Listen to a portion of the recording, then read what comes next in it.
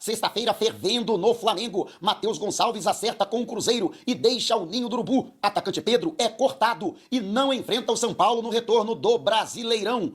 A diretoria rubro-negra anuncia em nota oficial demissão do diretor da base e já escolheu o substituto. E reforço para o meio da temporada, volante Jorginho vive a expectativa de estrear no Maracanã. Te preparem, a partir de agora, ó.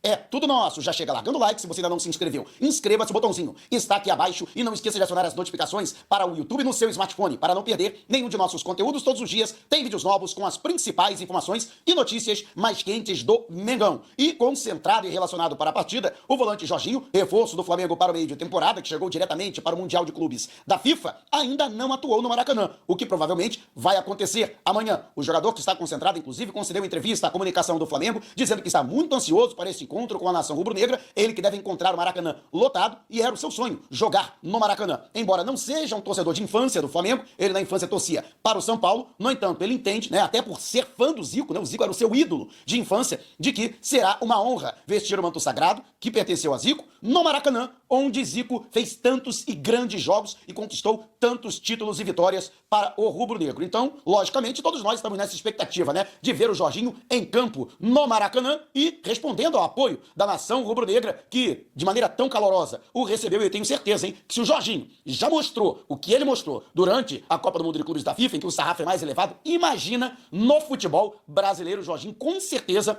vai sobrar. E eu não tenho dúvida nenhuma que será, a partir de agora, um dos destaques do Mengão, tanto no Brasileirão quanto na Copa do Brasil e também na Libertadores, nessa sequência da temporada no segundo semestre de 2025. E você, o que você espera da chegada do Jorginho agora para a realidade do Mengão? Sua realidade caseira agora, né? O brasileiro estava vivendo sonho lá na Copa do Mundo de Clubes. Foi um sonho gostoso, né? Enquanto a gente pôde sonhar, né? Mas quero saber o que você espera do Jorginho para agora a realidade do futebol brasileiro. Deixe abaixo o seu comentário. E a diretoria rubro-negra trouxe a informação em nota oficial da demissão do diretor da base, Carlos Noval, que já estava desde 2010 cuidando das categorias de base rubro-negras. A nota diz o seguinte, abre aspas, o Clube de Regatas do Flamengo informa que Carlos Noval não exerce mais a função de diretor das categorias de base. O clube agradece pelo profissionalismo, dedicação e identificação demonstrados ao longo de sua trajetória no mais querido, repleta de conquistas durante os mais de 15 anos de serviços prestados no futebol rubro-negro e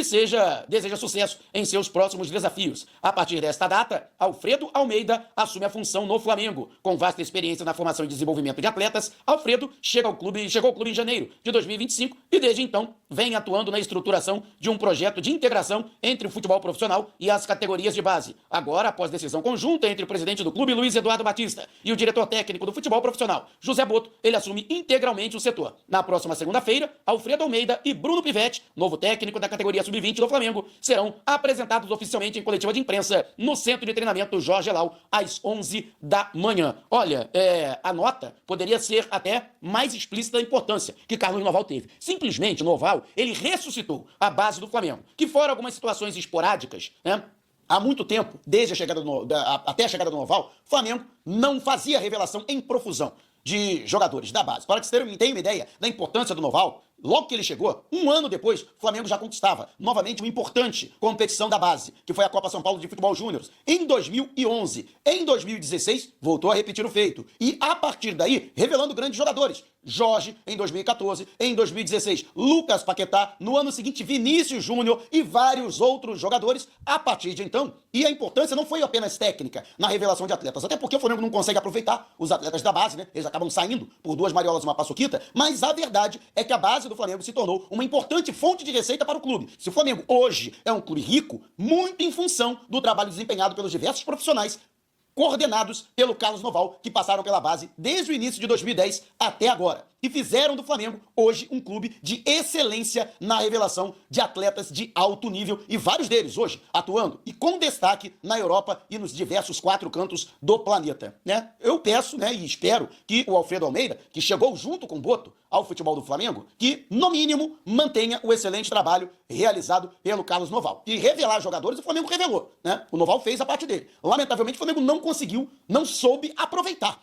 esses vários talentos da base, né? Infelizmente, não soube dar espaço a esses jogadores da base. Mas fato é que o Flamengo, né, assumiu, o Flamengo conquistou Libertadores, conquistou título mundial, tudo isso com o trabalho do Noval, né? Até porque essa galera que hoje tá chegando, inclusive, tem uma galera ainda durante muito tempo o trabalho do Noval vai ser notado no Flamengo, com os jogadores que chegaram às vezes com 11, 10, 9, 8 anos de idade, agora despontando na categoria sub-20. Eu quero saber, e você, o que acha dessa movimentação da reestruturação do futebol, da base do Flamengo? Deixe abaixo o seu comentário. E o Flamengo que está às vias de perder um grande talento das suas categorias de base. Trata-se de Matheus Gonçalves. Inclusive abordamos mais cedo a excelente partida que ele fez pelo Sub-20 no Clássico com o Botafogo, no Brasileirão. Da categoria ele que marcou 2 golaços. E ele foi enfático ao final da partida. Ele disse, olha, eu quero jogar. Se não for no Flamengo, que seja em outro clube. E será no Cruzeiro. A informação que foi trazida pelo jornalista Vene Casagrande confirma que o jogador já havia chegado a um acordo com o clube mineiro e Pedrinho Lourenço, Pedrinho BH, dono da maior parte da SAF do Cruzeiro, ofereceu ao Flamengo 3 milhões e meio de euros por 50% de seus direitos econômicos, quantia que foi aceita pela diretoria do Mengão. A princípio eram 3 milhões e meio de euros por 70%, o Flamengo conseguiu ampliar o percentual,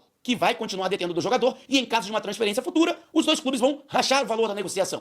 50-50. A contratação de Matheus Gonçalves foi um pedido especial do técnico Leonardo Jardim, que é entusiasta do futebol do jogador. Aliás, todo mundo, inclusive os técnicos estrangeiros, são apaixonados pelo Matheus Gonçalves, né? Só no Flamengo o jogador não tem oportunidade. Vale destacar que a saída de Matheus Gonçalves também passou pelo aval do Felipe Luiz, que autorizou a sua transferência. Com isso, Matheus Gonçalves, de 19 anos de idade, portanto, vai passar a atuar na Raposa e vai reencontrar velhos companheiros como Gabriel Barbosa, Fabrício Bruno, e vai dar sequência, portanto, à sua carreira. O que me estranha é o seguinte, porque o Flamengo, tudo bem, era outra diretoria, né? Era a administração do Rodolfo Landim. Mas no ano passado, por exemplo, o Flamengo recebeu propostas muito maiores. Chegou a receber, por exemplo, 8 milhões de euros de proposta do Red Bull Bragantino por 70% dos direitos econômicos do Matheus Gonçalves e não vendeu, né? E agora, portanto, o Flamengo abrindo mão do jogador por 3 milhões e meio de euros. Sinceramente, do jeito que o futebol está inflacionado, né? O mercado da bola está inflacionado, eu achei muito pouco. Eu achei troco de pão esse dinheiro. O Flamengo tá cheio da grana,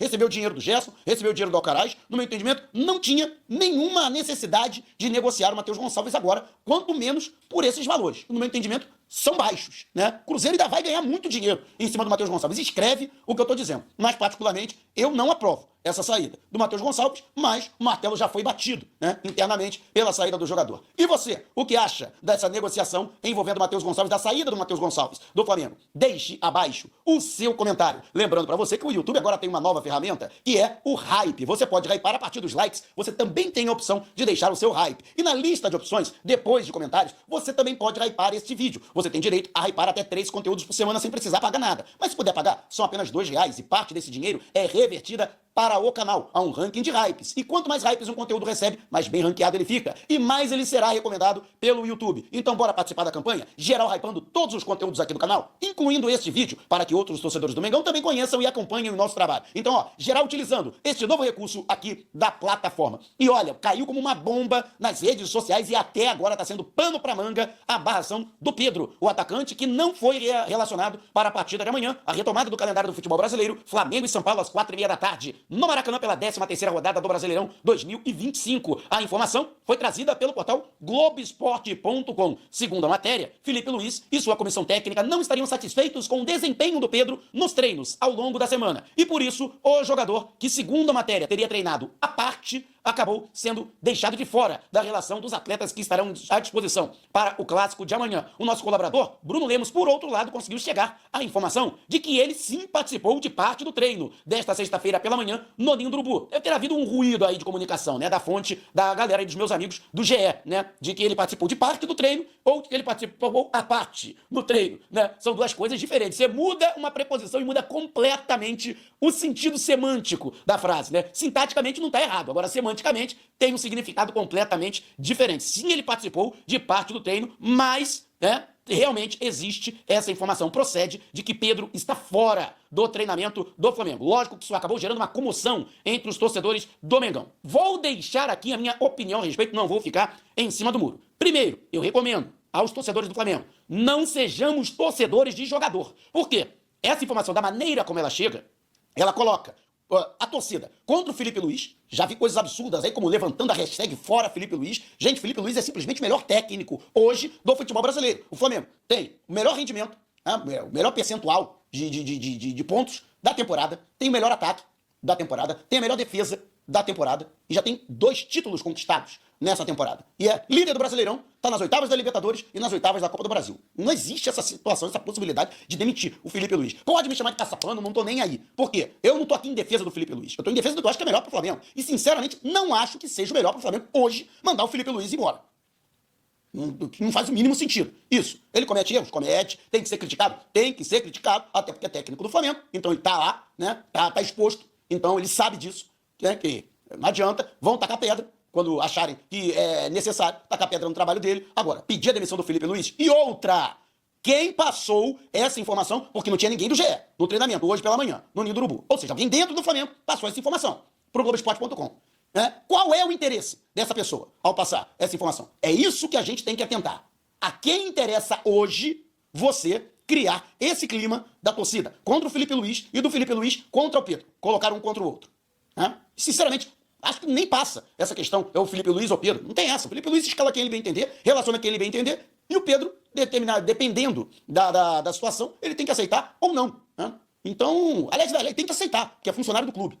Mas, sinceramente, estou muito preocupado com essas situações e principalmente esses vazamentos, da maneira como eles acontecem, de dentro para fora do clube. Antes que digam que a culpa é dos youtubers, alguém de dentro do Flamengo vazou. E vazou isso com alguma intenção. E repito, a gente tem que refletir. A quem interessa esse clima que agora se instaura dentro da torcida do Flamengo? Deixe abaixo o seu comentário.